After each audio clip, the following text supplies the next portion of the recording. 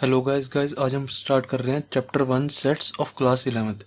Guys sets chapter start करने से पहले मैं आपको कुछ बेसिक बताऊंगा, जैसे नंबर्स क्या होते हैं, natural numbers, whole numbers, rational numbers, ये सारे क्या होते हैं ये मैं आपको बताऊंगा, क्योंकि इस चैप्टर में इन सब नंबर्स का यूज़ होगा। Natural numbers, rational number, irrational number, ये नंबर्स, क्योंकि 99% बच्चों को अभी तक यही नहीं पता होता कि ये नंबर्स होते क्या हैं। तो मैं पूरा बेसिक से स्टार्ट करूँगा ताकि सबको समझ आए। तो सबसे पहले देखते हैं नेचुरल नंबर क्या है। पूरे बेसिक से स्टार्ट करेंगे और पूरा चैप्टर जल्दी से जल्दी ख़त्म कर देंगे। Natural numbers. नेचुरल नंबर्स क्या होते हैं? जो 1 से स्टार्ट होते हैं, 1, 2, 3, 4 और इन्फिनिटी तक जाते रहते हैं। जो 1 से स्टार्ट होते हैं वो नेचुरल नंबर होते हैं। होल नंबर्स क्या होते हैं? होल नंबर्स होते हैं 0 से स्टार्ट होते हैं, जो 0, 1, 2, 3, 4, 5 जाते रहेंगे, ठीक है, इन्फिनिटी तक। 0 से स्टार्ट होते हैं होल नंबर, ये चीज़ मुझे याद रखनी। नेचुरल नंबर 1 से, होल नंबर 0 से स्टार्ट होते हैं। देन देखते हैं रैशनल नंबर्स। रैशनल नंबर क्या होते हैं हमारे? Rational numbers. रैशनल नंबर्स वो नंबर होते हैं जिन नंबर्स को हम पी बाई क्यू की फॉर्म में लिख दें, मतलब डिवाइड की फॉर्म में। जैसे होता है हमारा 1/2, ये हमारा पी बाई क्यू की फॉर्म में, पी बाई क्यू की फॉर्म में, तो इसको हम कहेंगे रैशनल नंबर। ऐसे ही हमारा होता है जैसे 3/5, ऐसे ही 7/3। जितने भी नंबर जिसको हम डिवाइड में लिख सकें वो हमारे रैशनल नंबर्स होते हैं। अब हमारा ये 1, 2, 3 ये सब भी रैशनल नंबर है। ये हमारे रैशनल नंबर क्यों है? क्योंकि देखो, जैसे हमने लिया 2, 2 को हम 2/1 भी लिख सकते हैं, 2/1 भी 2 होता है, तो ये हमारा रैशनल नहीं हुआ, क्योंकि 2 को हम 2/1 लिख सकते हैं। 2/1 हमने अगर किसी को लिख दिया, पी बाई क्यू की फॉर्म में आ गया, ये पी बाई क्यू की फॉर्म में जैसे ही आ गया वो हमारा रैशनल नंबर हो गया। जो भी नंबर हम पी वाई क्यू की फॉर्म में लिख पाए वो रैशनल नंबर होते हैं। ओके, अब इरेशनल नंबर क्या होते हैं? Irrational numbers. इरेशनल नंबर्स वो होते हैं जिनको हम पी वाई क्यू की फॉर्म में नहीं लिख सकते। जिनको हम पी वाई क्यू की फॉर्म में नहीं लिख सकते उनको हम कहते हैं इरेशनल नंबर। जैसे जैसे होता है हमारा √3, फॉर एग्जाम्पल √3 ले लो। √3 को क्यों नहीं लिख सकते? अब आप कई बच्चे कहेंगे क्योंकि √3 को क्यों नहीं हम पी वाई क्यू की फॉर्म में लिख सकते? √3 के नीचे हम 1 लगा देते हैं, तो ये हो गया रैशनल नंबर हो गया। नहीं, क्योंकि √3 हमारा ऊपर वाली टर्म ही जब इरेशनल है, क्योंकि देखो √3 को हम असली में ओरिजिनलिटी में क्या लिखते हैं, 1.732, ऐसे चलता रहता है। हमें पता नहीं है कि कहाँ ख़त्म हो रहा है। जब भी किसी चीज़ का पता नहीं होता ना कि कहाँ ख़त्म होगा, कितना है ये, तो वो इरेशनल ही होता है। जब ऊपर वाली टर्म इरेशनल, उसके नीचे 1 लगाओ, कुछ लगाओ, तो वो इरेशनल ही रहेगी। अब इसके नीचे मैं 1 लगाऊँ, चाहे 2 लगाऊँ, चाहे 3 लगाऊँ, कुछ भी लगाऊँ, वो इरेशनल ही रहती है। जो भी चीज़ हमें पता नहीं कि कितनी है, कितनी ख़त्म कहाँ हो रही है, 1.732। अब आप जब √3 की ओरिजिनल वैल्यू निकालोगे तो ऐसे ही निकलती है, 1.73254, ऐसे बहुत सारी लंबी वैल्यू चलती है। तो उसको हम, जो भी वैल्यू लंबी चलती जाए उसको हम इरेशनल कहते हैं। उसको हम पी वाई क्यू की फॉर्म में कभी नहीं लिख सकते। देन अब आते हैं हमारे रियल नंबर्स ले लो या इंटीजर्स ले लो। पहले इंटीजर्स क्या होते हैं? इंटीजर्स होते हैं माइनस के नंबर भी और प्लस के नंबर भी और ज़ीरो भी। जैसे हो गया हमारा ये 0 हो गया, 1, 2, 3, 4, ये चलते जाएंगे इन्फिनिटी तक। और ऐसे ही -1, -2, -3, ये चलते जाएंगे माइनस इन्फिनिटी तक। माइनस के नंबर्स भी, प्लस के नंबर्स भी और ज़ीरो भी, इनको सबको क्या कहते हैं हम? इंटीजर्स। ओके, अब देखते हैं हमारे रियल नंबर्स क्या होते हैं। ये सब आपको याद रखने की, कौन कौन से नंबर्स कैसे लिखते हैं हम, क्या होते हैं, क्योंकि ये हमारी एक्सरसाइज में यूज़ होंगे सारे ये। अगर किसी को इन सब के बारे में नहीं पता तो एक चैप्टर 1 सेट्स कर ही नहीं पाएगा वो, इसलिए बेसिक पता होना चाहिए सारी चीज़ें। अब देखते हैं रियल नंबर्स क्या होते हैं। एक बार अच्छे से रिवाइज करोगे तो पता लग जाएगा आपको भी। मैंने भी कोई लर्न थोड़ा करे हुए हैं। रियल नंबर्स क्या होते हैं? देखो, रियल नंबर्स होते हैं वो नंबर्स जिनको हम नंबर लाइन पर रिप्रेजेंट कर सकें। जैसे हमारी नंबर लाइन होती है ना, ये ऐसे हम नंबर लाइन बनाते थे, ये 0 होता है यहाँ पे, ये 1, ये 2, ये 3। वो नंबर जिनको हम नंबर लाइन पर डाल सकें वो हमारे रियल नंबर्स होते हैं। जैसे हम 0 को डाल सकते हैं यहाँ पे, ये रहा 0, 1 को डाल सकते हैं यहाँ 1, 2 को भी डाल सकते हैं 2, 3 को भी डाल सकते हैं। ऐसे सारे नंबर्स को हम डाल सकते हैं नंबर लाइन पे। हम √3 को भी नंबर लाइन पर डाल सकते हैं। हमने 9th क्लास में पढ़ा हुआ है, किसी को याद होगा तो हमने पढ़ा था represent root 3 on number line, question आता था 9th में, represent root 3 on number line, represent root 5 on number line. ये 3 और 5 मार्क्स के क्वेश्चन आते हैं 9th स्टैंडर्ड में, 9th क्लास में। हम रूट 3 और रूट 5 को भी कर सकते हैं नंबर लाइन पर रिप्रेजेंट। इसलिए जितने भी नंबर्स होते हैं वो सारे रियल नंबर्स हम इस पर कर पाते हैं नंबर लाइन पर रिप्रेजेंट। ओके, रियल नंबर्स आपको ज़्यादा मतलब सोचने की जरूरत नहीं है, इस चैप्टर में रियल नंबर यूज़ नहीं होगा, फिर भी मैं आपको बता रहा हूँ। देन एक प्राइम नंबर यूज़ होता है, प्राइम नंबर। प्राइम नंबर्स क्या होते हैं?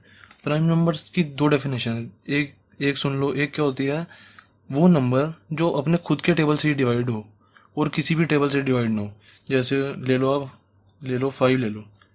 5 एक ऐसा नंबर है जो सिर्फ अपने टेबल से ही जाता है और किसी के टेबल से नहीं जाता। जैसे आप ले लो 7 ले लो, 7 भी सिर्फ अपने टेबल से ही कटता है और किसी के टेबल से नहीं कटेगा। देख लो, काट के देख लो, 7 ले लो और किसी के टेबल से काट सकते हो आप? सिर्फ 7 1 जा 7 पे ही जाएगा ये, ठीक है। ऐसे आप ले लो 11 ले लो, 13 ले लो, 17 ले लो, ऐसे बड़े सारे नंबर्स होते हैं। तो एक डेफिनेशन तो ये होगी कि वो नंबर्स जो खुद के टेबल से ही कटें वो होते हैं हमारे प्राइम नंबर्स। एक डेफिनेशन और भी होती है कि वो नंबर जिसके फैक्टर जिसके जब हम फैक्टर करें वो खुद आए और 1 आए। जैसे हम देखो 7 के फैक्टर करते हैं, 7 1 आया और 1 1 आया। वो नंबर जिसका फैक्टर वो खुद आए और 1 आए उसको भी हम प्राइम नंबर कहते हैं। ये भी इसकी डेफिनेशन है, कोई भी समझ लो। ये वाली इजी है, मैं जो याद रखता हूँ वो ये वाली रखता हूँ। वो नंबर जो खुद से ही डिवाइड हो, जो खुद से ही कटे, वो प्राइम नंबर्स होते हैं। मैं तो यही याद रखता हूँ। देन अब कॉम्पोजिट नंबर्स क्या होते हैं, लास्ट है बस ये, कॉम्पोजिट नंबर्स। कॉम्पोजिट नंबर्स वो होते हैं जो प्राइम नंबर नहीं होते, प्राइम नंबर नहीं होते। कौन कौन से? 1 हो गया, 2 हो गया, और हो गया 4 हो गया, 6 हो गया, 8 हो गया। जो प्राइम नंबर नहीं होते वो कॉम्पोजिट नंबर होते हैं, बस यही है। यहाँ पे 2 तो प्राइम नंबर होता है यार, 2 नहीं आएगा। 2 होता है हमारा प्राइम नंबर, क्योंकि 2 जो होता है वो खुद के टेबल से ही करता है। अब देखो 1 मैंने यहाँ पे जान के लिखा है, 1 यहाँ पे मैंने जान के इसलिए लिखा है आपको बताने के लिए, क्योंकि 1 जो होता है इसका एक रूल है, 1 is neither prime nor composite.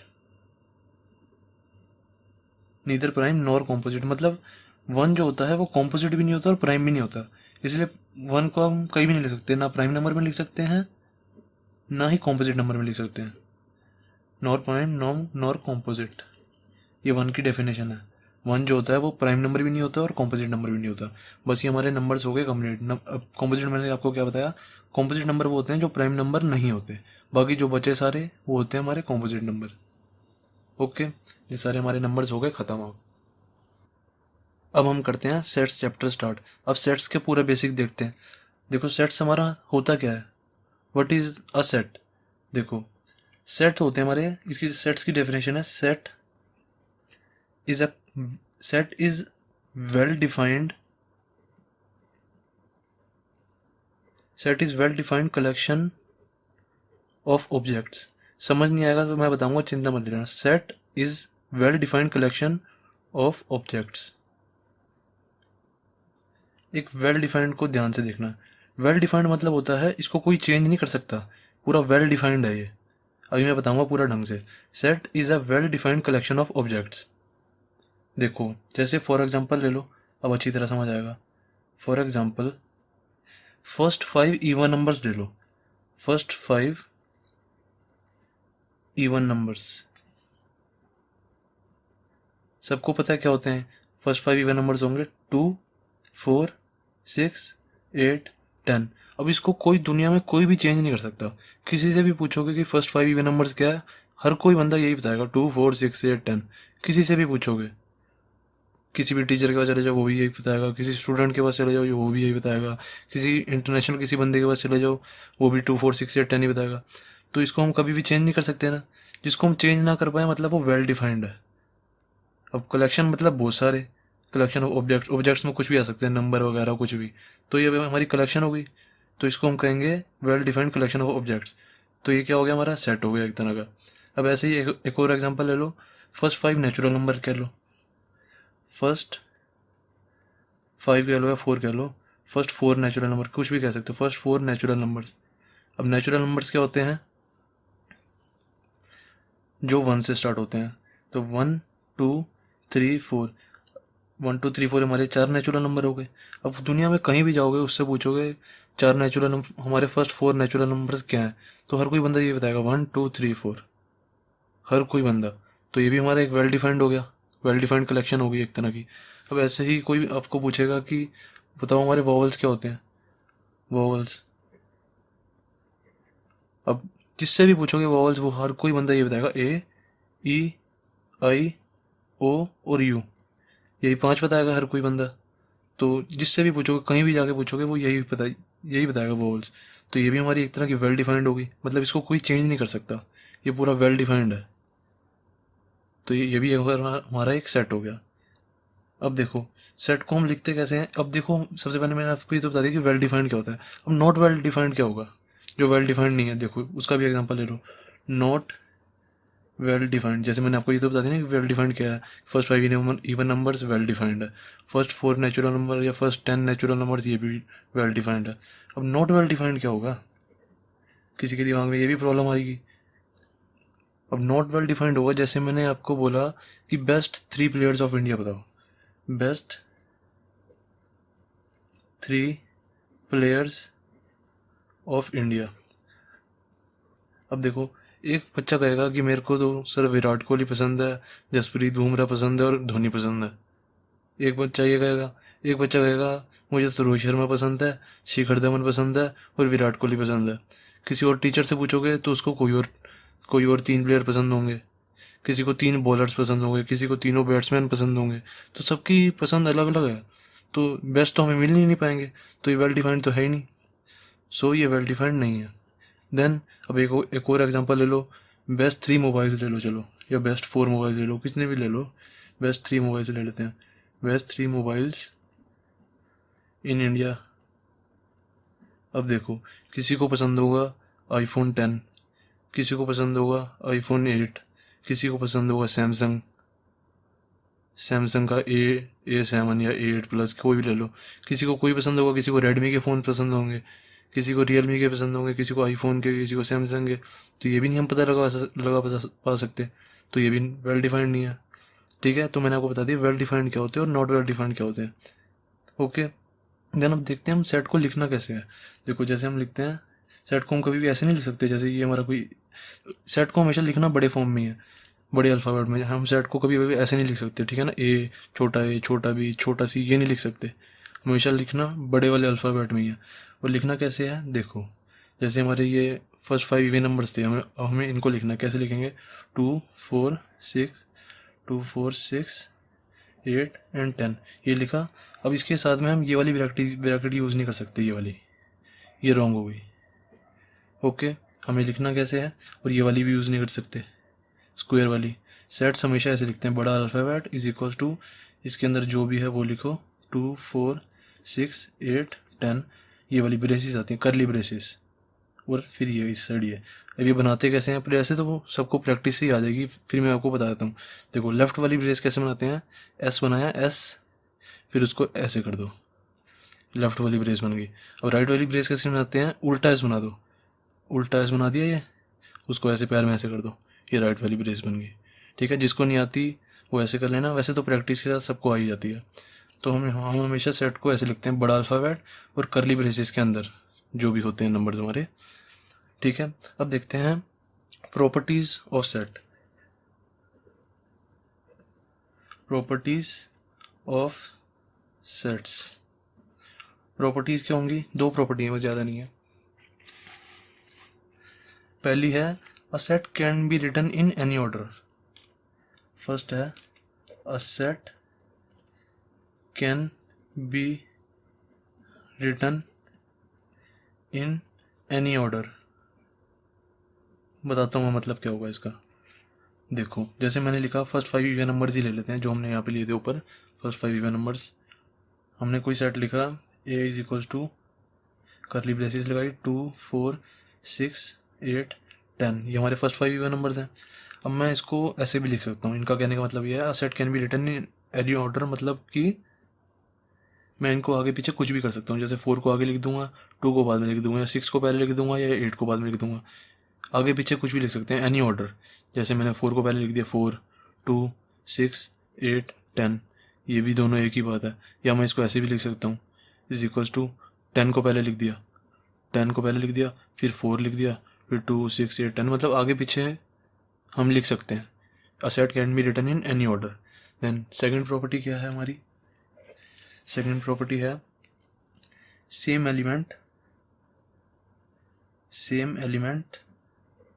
Can not be repeated, या is not repeated, can not be repeated लिख दो, कैन नॉट बी रिपीटेड। क्या मतलब इसका? देखो जैसे मेरा ये कोई सेट है, ए इज इक्वल्स टू 2 2 4 4 4, 3 बार 4 और 7, ये मेरा कोई सेट है। अब ये कह रहे हैं same element can not be repeated in sets, यहाँ पे इन सेट्स भी लगा लो। इसका मतलब ये है कि जैसे अभी दो बार 2 आ रहे हैं, 3 बार 4 आ रहे हैं, हम इसको हमेशा एक ही बार लिखेंगे। इसका मतलब यही होगा 2 4 और 7। हम ये नहीं है कि 4 बार 3 बार 4 आ रहा है तो उसको 3 बार लिखेंगे, 2 बार 2 आ रहा है तो उसको 2 बार लिखेंगे, ऐसे नहीं होगा। इसका मतलब भी यही है कि इसके अंदर 3 एलिमेंट है, ये एक ही हो गया, ये 2 और ये 3, इसके अंदर भी 3 ही एलिमेंट्स हैं, और इसके अंदर भी 3 ही है, 3 एलिमेंट है। Okay, same element can not be repeated in sets, हमने रिपीट नहीं किया। अब आगे चलते हैं, आगे देखते हैं। अब आगे है कि how to represent sets, how to represent sets.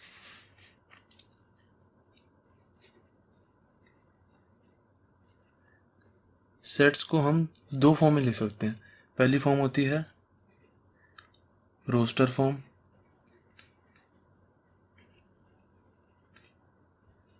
One लिख लो, एंड सेकंड होती है set builder form, set builder form.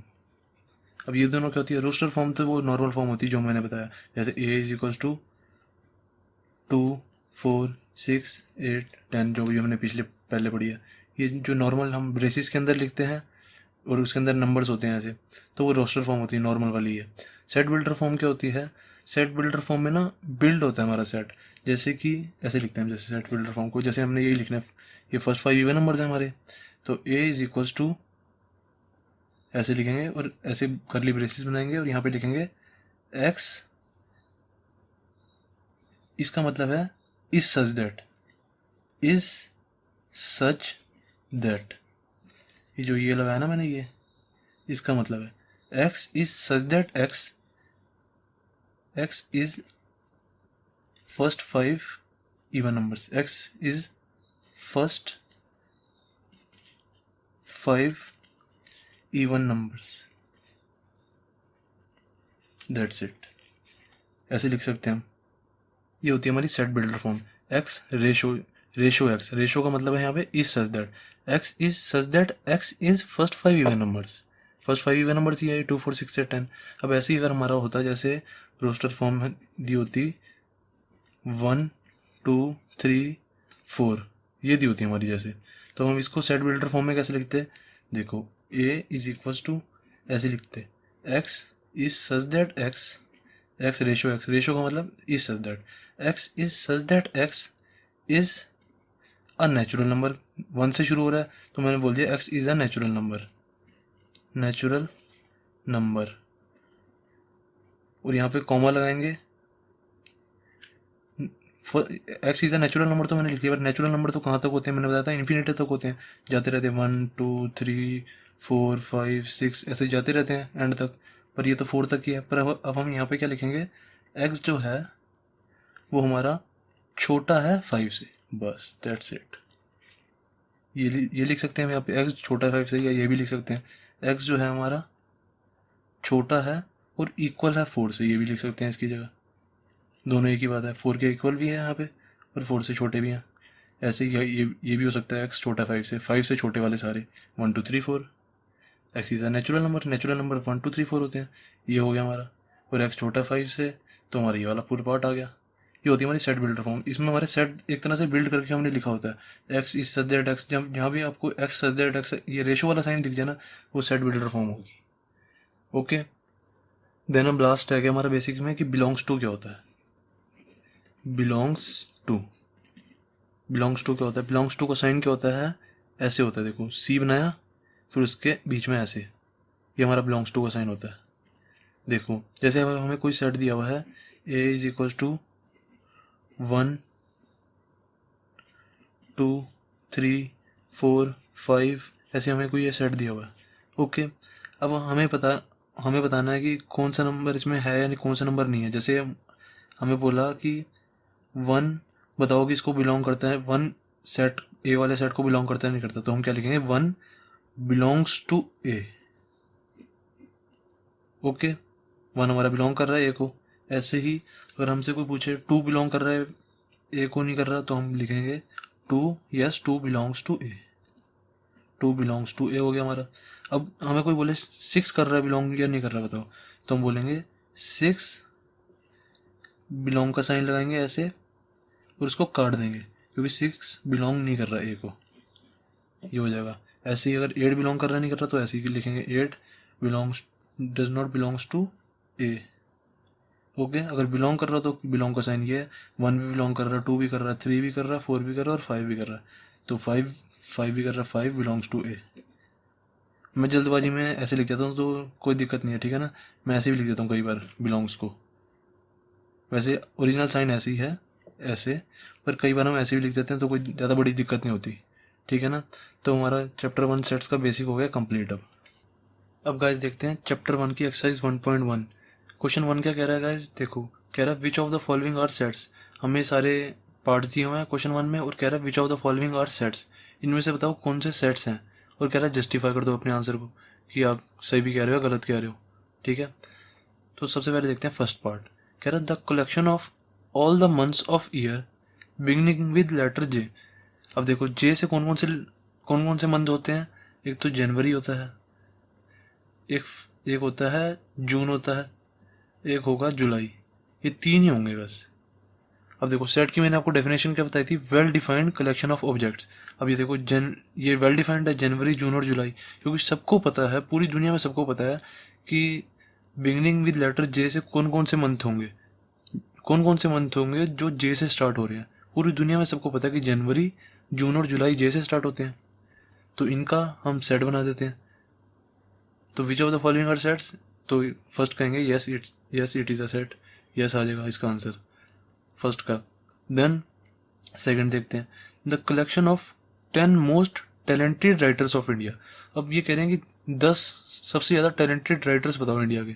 अब मेरे लिए कोई और टैलेंटेड राइटर होगा, किसी के लिए चेतन भगत राइटर अच्छा होगा, किसी के लिए मुंशी प्रेमचंद राइटर अच्छा होगा, किसी के लिए कोई राइटर अच्छा होगा, किसी के लिए कोई राइटर अच्छा होगा, तो हम बता नहीं पाएंगे। तो ये तो वेल डिफाइंड है ही नहीं, नॉट वेल डिफाइंड है ही नहीं, तो इसका आंसर क्या हो जाएगा, नो। ये नहीं लिखेंगे हम नॉट वेल डिफाइंड, ये मैं बस आपको समझाने के लिए बता रहा हूँ। तो इसका आंसर क्या हो जाएगा, नो। ओके, देन देखते हैं a team of 11 best cricket batsman of world. Third part है ये, a team of 11 best cricket batsman of world. अब देखो कह रहे कि 11 बंदे बताओ जो सबसे अच्छा क्रिकेट खेलते हों। अब देखो 11 बंदे बताने हमें, तो मेरे लिए 11 बंदे कोई और होंगे। मेरे लिए विराट कोहली, धोनी, हार्दिक पांड्या, जसप्रीत बुमराह, भुवनेश्वर, मेरे लिए 11 बंदे अलग होंगे। और किसी और के लिए बाहर किसी से पूछोगे, ऑस्ट्रेलिया में किसी से पूछोगे, तो उनके लिए 11 बंदे कोई और होंगे। वो स्टीव स्मिथ बताएंगे, डेविड वार्नर बताएंगे, वो कोई और बताएंगे। अब किसी साउथ अफ्रीका में जाओगे उनसे पूछोगे तो उनके लिए 11 बंदे कोई और होंगे बेस्ट क्रिकेट बैट्समैन। तो इसका भी आंसर नो हो गया, ये तो वेल डिफाइंड है ही नहीं। वेल डिफाइंड हो तो हमारा सेट होगा वो। अब फोर्थ पार्ट देखते हैं the collection of all boys in your class. अब देखो जैसे मेरी क्लास में 30 बच्चे हैं, 14 बॉयज़ हैं और 16 गर्ल्स हैं। अब मेरी क्लास में मैंने पूछा कि बताओ भाई हमारी क्लास में बॉयज़ कितने हैं, मैंने अपनी क्लास में पूछा कि हमारी क्लास में बॉयज़ कितने हैं, तो सब बच्चे बताएंगे 14 बॉयज़ हैं, क्योंकि सबको पता है कि हमारी क्लास में 14 बॉयज़ हैं। और मैं अगर पूछूंगा कि हमारी क्लास में बताओ गर्ल्स कितनी हैं, तो सब बताएंगे 16 गर्ल्स हैं। ये भी वेल डिफाइंड है। अब ऐसे ही ये हो गया the collection of all boys in your class. मेरी क्लास में कौन कौन से बॉयज़ हैं, रोहित, सोहित, राम, श्याम, ऐसे 14 बॉयज़ हैं, सबके नाम लिख देंगे। तो यस, ये सेट है। सबको पता है कि मेरी क्लास में 14 बॉयज़ हैं, 14 बॉयज़ के नाम बता देंगे मेरी क्लास के बच्चे। ओके, तो yes, it is a set. Then fifth part देखते हैं, the collection of all natural numbers less than 100। अब मैंने क्या बताया था आपको, नेचुरल नंबर 1 से स्टार्ट होते हैं, तो इसका भी एक सेट बन जाएगा 1। Collection of all natural number less than 100 से पहले वाले नेचुरल नंबर 1 2 3 4, ऐसे ये जाते रहेंगे, कहाँ तक चले जाएंगे, 99 तक। लेस देन 100 कह रहा है ना, तो ये 99 तक जाएंगे। अब पूरी दुनिया में किसी से भी पूछोगे, कहीं भी जाके पूछोगे, उनसे पूछोगे ना कि बताओ भाई collection of natural number less than 100, हर बंदा यही बताएगा 1 से लेकर 99 तक। सबको पता है कि 1 से लेकर 99 तक लेस देन 100 नेचुरल नंबर्स हो गए। नेचुरल नंबर स्टार्ट कहाँ से होते हैं, 1 से, तो वो 1 से लिखेगा। तो यस, ये भी नेचुरल नंबर है। हमने जस्टिफाई भी कर दिया अपने आंसर को। ओके, ऐसे ही आप यहाँ पे भी जस्टिफिकेशन लिख देना। जो चीज़ मैंने हिंदी में बोली है वो चीज़ आपको इंग्लिश में जस्टिफिकेशन में लिखनी है। जैसे यहाँ पे 11 बेस्ट क्रिकेट बैट्समैन में जस्टिफिकेशन क्या दोगे, because everyone has different best cricket batsman, so it is not well defined. ये जस्टिफिकेशन होगी इसकी। ऐसे इसकी जस्टिफिकेशन हो जाएगी। जो मैंने हिंदी में बोला वही आपको इंग्लिश में यहाँ पे जस्टिफिकेशन में लिखना है। जैसे ये तो यस आ गया क्योंकि इसमें कलेक्शन मैंने बता दिया। नो कहाँ पे आया, ये भाई यहाँ पे नो आया। The collection of 10 most talented writers of India. अब यहाँ पे भी यही लिखेंगे, because every one has different talented writers in his or her mind, so it is not well defined collections, hence it is not a set. अब ऐसे ही देखो, justification जो मैंने हिंदी में बोला ना वो आपको इंग्लिश में वैसे ही बना के लिख देना। बस ये हो गया। देन देखते हैं सिक्स्थ पार्ट, या इतने भी लिखोगे तो भी सही है, कोई दिक्कत नहीं है। Sixth part, the collection of novels written by writer Munshi Premchand. अब देखो ये कह रहे हैं कि एक राइटर है मुंशी प्रेमचंद, उसकी बताओगे कलेक्शन ऑफ नॉवेल्स क्या क्या। अब सबको पता होंगे कि मुंशी प्रेमचंद ने क्या क्या लिखे हैं। अगर किसी को नहीं पता तो वो गूगल पे सर्च कर लेगा कि मुंशी प्रेमचंद ने ये राइटर लिखे हैं, ये मतलब नॉवल लिखे हैं। ये एक वेल डिफाइंड सेट है। क्यों? क्योंकि मुंशी प्रेमचंद ने कुछ नॉवेल्स ही तो लिखे होंगे, 3 4 5 6 7 8, गूगल पर डालो आ जाएंगे। जैसे उन्होंने एक नॉवल लिखा ABC, उन्होंने एक नॉवल लिखा XYZ, ये हमें पता है उन्होंने 6 7 कुछ नॉवेल्स लिखे होंगे, उनका सेट बना देंगे। ये एक वेल डिफाइंड है। तो सिक्स्थ भी यस है इसका आंसर। देन देखते हैं सेवंथ में क्या है, the collection of all even integers. अब ये तो बहुत ईजी है, ये तो साफ हमें देखते ही पता लग रहा है कि ये एक वेल डिफाइंड है। देखो इवन इंटीजर्स क्या होंगे, इंटीजर्स क्या होते हैं, माइनस, मैंने आपको बेसिक में बताया था कि -1 -2 ये जाते जाएंगे, और 0 1 2 ये भी एंड तक इन्फिनिटी तक जाते जाएंगे। ये सारे इंटीजर्स होते हैं। माइनस की भी वैल्यू और प्लस की भी वैल्यू और 0 भी, ये इंटीजर्स होते हैं। अब इवन इंटीजर्स क्या होंगे, जो 2 के टेबल से कट हो जाते हैं। ऐसे 2 हो गया, 4 हो गया, 6 हो गया, 8 हो गया, ऐसे ये भी जाते जाएंगे। ऐसे ही -2 भी हो गया, -4 भी हो गया, -6 भी हो गया, ऐसे ये भी जाते जाएंगे। तो ये भी एक वेल डिफाइंड है। ये वेल डिफाइंड है क्योंकि सबको पता है कि इवन इंटीजर्स क्या होंगे जो 2 के टेबल से कटेंगे। तो ये क्या हो गया हमारा, इसका आंसर यस। ये भी एक सेट है। हमें ये भी बताना है कि which of the following are sets, तो yes it is a set. Then अब देखते हैं 8th part, the collection of questions in this chapter. तो ये तो साफ यस ही है इसका आंसर। क्यों? क्योंकि सबको देखो, अब इधर उधर बुक करके देखोगे तो हमें पता लग जाएंगे इसमें कौन कौन से क्वेश्चन है, तो उन सबका एक सेट बना देंगे कि इसमें एक क्वेश्चन ये है, इसमें एक ये वाला क्वेश्चन है, इसमें एक ये वाला क्वेश्चन है, ऐसे बना देंगे हम सेट। ये लिख के नहीं बताना सारा, बस हमें ऐसे ही एग्जाम्पल देके बताना है, तो इसका हम एक सेट बना देंगे। तो yes it is a set because it is well defined. Okay, ध्यान हो गया हमारा क्वेश्चन फर्स्ट का। एक 9th पार्ट भी बचा, 9th पार्ट देख लेते हैं।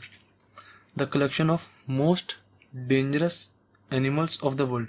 अब देखो मोस्ट डेंजरस एनिमल्स में क्या क्या क्या आ जाएंगे। किसी के लिए होगा टाइगर डेंजर, किसी के लिए होगा लायन डेंजर, किसी के लिए होगा, मतलब किसी के लिए कुछ और डेंजर होगा। तो डेंजरस की तो डेफिनेशन अलग अलग आ रही सबके लिए, एक डेफिनेशन तो बनी रही, तो वेल डिफाइंड ही नहीं है ये। क्योंकि मेरे लिए जैसे मेरे को टाइगर से डर लगता है, किसी को लायन से डर लगेगा, अब और किसी को लीजर्ड से डर लगेगा, किसी और को किसी और चीज़ से डर लगेगा। तो डेंजरस एनिमल तो सबके लिए अलग अलग है, तो सबके लिए अलग अलग है, तो ये नॉट वेल डिफाइंड है, नॉट वेल डिफाइंड। सो ये भी सेट नहीं है, नो आ जाएगा इसका आंसर भी। ओके, अब देखते हैं क्वेश्चन सेकंड। क्वेश्चन सेकंड क्या कह रहा है हमारा, कह रहा है let A is equal to, ये वाला सेट है 1 2 3 4 5 6। ओके, कह रहा है इंसर्ट करो, insert the appropriate symbol belongs to या नॉट बिलोंग्स टू, इसको नॉट बिलोंग्स टू कहते हैं, ठीक है। कह रहा है इनके बीच में भी सिंबल लगाओ, बिलोंग्स टू का या नॉट बिलोंग्स टू का, क्या लगेगा बताओ। ये तो बहुत ईजी क्वेश्चन है, मैंने आपको पहले ही बताया। देखो इसके अंदर एलिमेंट्स क्या क्या हैं, 1 2 3 4 5 6। देन अब ये पूछने 5 की, बताओ 5 इसका एलिमेंट है या नहीं है। 5 इसके अंदर है, तो 5 के आगे आ जाएगा belongs to, belongs to. Then 8 इसके अंदर नहीं है, तो 8 के अंदर आ जाएगा नॉट बिलोंग्स टू, नॉट में ऐसे लग जाता है बस। देन 0 पूछने, 0 इसके अंदर है नहीं है, तो नॉट बिलोंग्स टू। 4 इसके अंदर है, यस है, बिलोंग्स टू। मैं कई बार बिलोंग्स टू को ऐसे भी लिख देता हूँ, तो कोई दिक्कत नहीं है, ठीक है ना, ऐसे भी लिख सकते हैं, ज़्यादा कोई दिक्कत बड़ी बड़ी वाली बात नहीं है। देन 2 इसके अंदर है, यस है, तो बिलोंग्स टू। 10 इसके अंदर नहीं है, तो not belongs to. That's it.